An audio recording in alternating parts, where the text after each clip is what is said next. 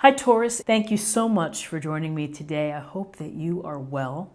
This is for any sun, moon, or rising Taurus. We're going to take a look at the cards. We'll get a sense of the awareness or the big ideas for the week, guidance, and possible outcomes. I will also choose a few oracle cards for additional information. So let's just go ahead and get started.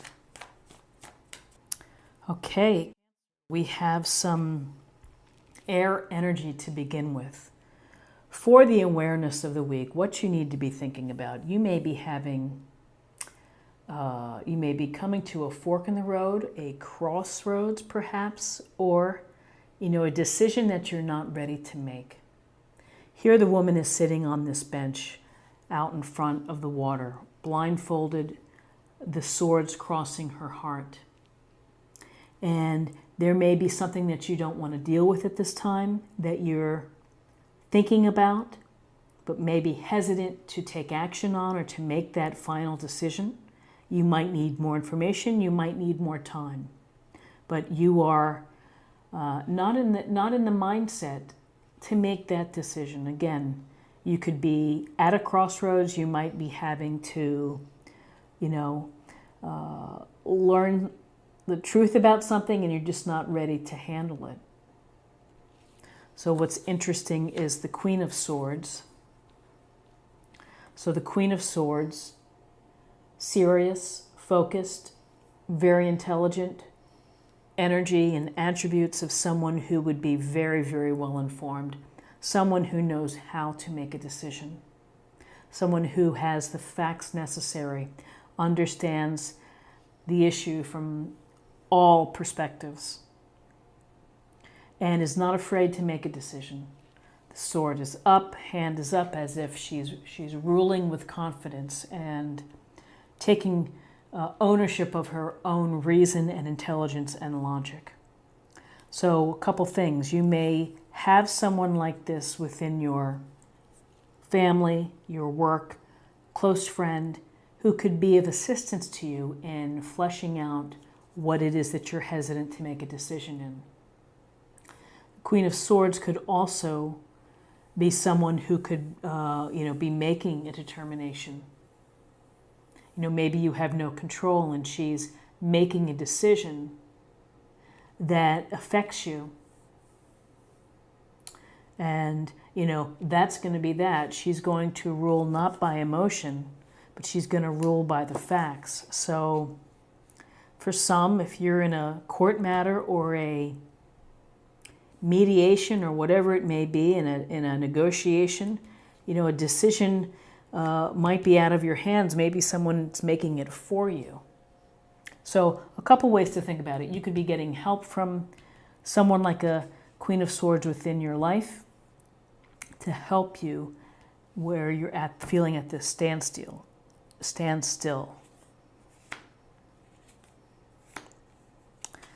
Okay, so we have Major Arcana, the Judgment.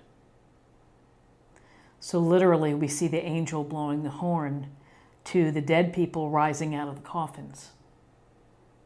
And these folks, the gray folks coming out of the coffins, are saying, I hear the call and I want to know what I can do. How can I bring judgment into my own life? How can I take this chance to be reborn? How can I take this opportunity to clean my slate and to move forward, to find my higher purpose, to find my life purpose?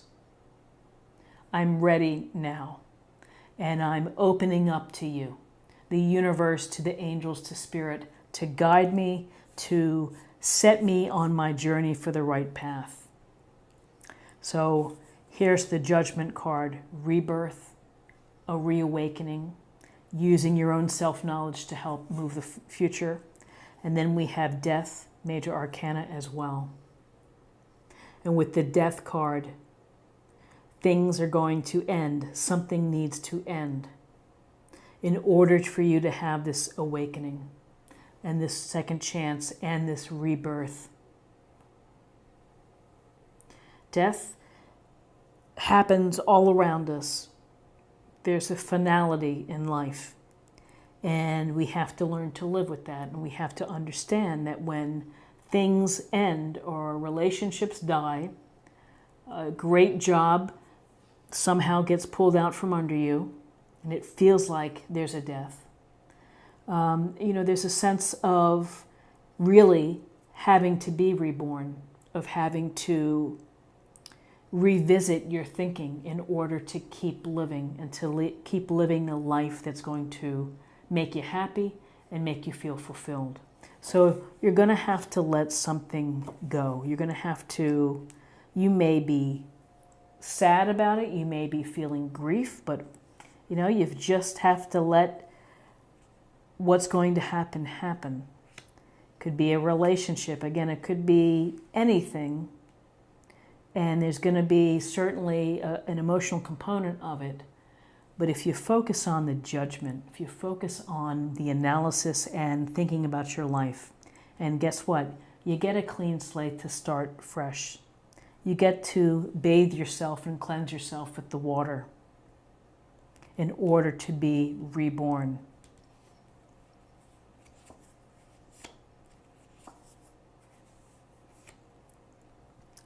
Okay, so we have a sense of, this could be conflict, it could be arguments, it could be disharmony, people not working together.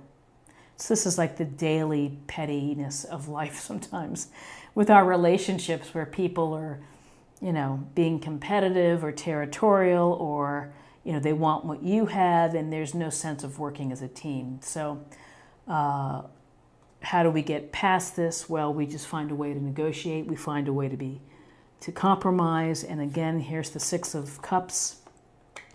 At the heart of the Six of Cups is really about gentleness and kindness, of being gentle and kind without expectation of something in return. It's coming from a sincere and a good place, the act of kindness. You can see the child is giving the younger child a cup full of flowers. He doesn't have to do that, but he wants to do it. He wants to make her feel good or feel happy. So the kindness needs to transfer over to this conflict situation. I would also say that with the Six of Cups, again, cups, water sign, that there's a possibility that you are revisiting the past, that you're thinking about what has happened before.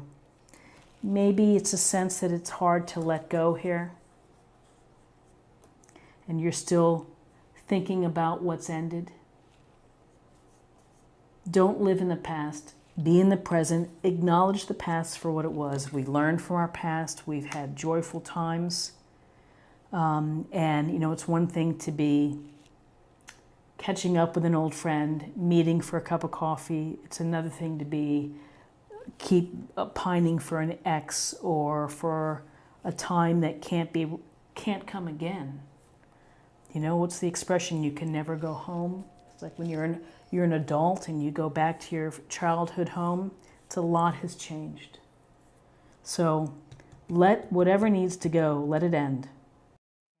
And focus on the opportunity for cleansing, for rebirth, to bring into your life whatever it is that's going to make you feel fulfilled and happy. So now let's choose an oracle card for focus area or meditation point for the week.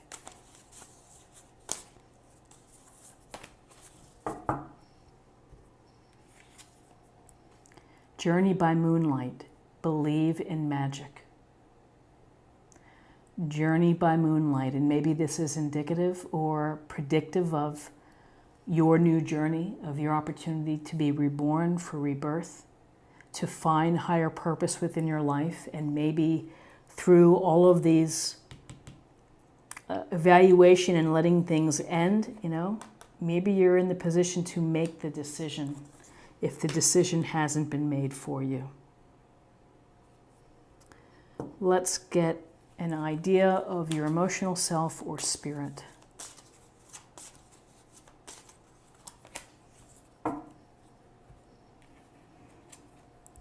Intuitive nudges. Intuition is the language of the soul. We are all born aware with a profound sense of inner knowing. Intuition is one of the greatest gifts we possess.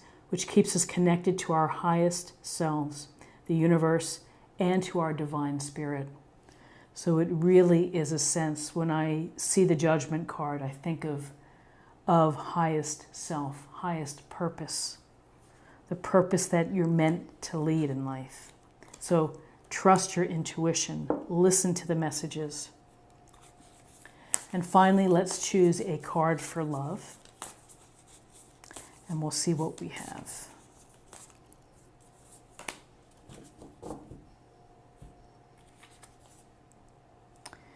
Show simple acts of kindness. A simple act of kindness can energize you and bring happiness to those around you. So I think this card showed up in another sign. And so we're getting really strong messages about being gentler and kinder with each other, of showing consideration and love and coming from a place of being sincere and genuine. And when you're able to do that, you know, it does energize you. It's very, very rewarding to be kind and just, you know, become such a habit of being gentle and kind. This is what I have for you for the week, and I hope that something here resonated with you. If it did, please subscribe if you haven't already. Like, share, and comment. I'd love to hear from you. I hope you have a terrific week, and I look forward to seeing you next week. Take care. Bye-bye.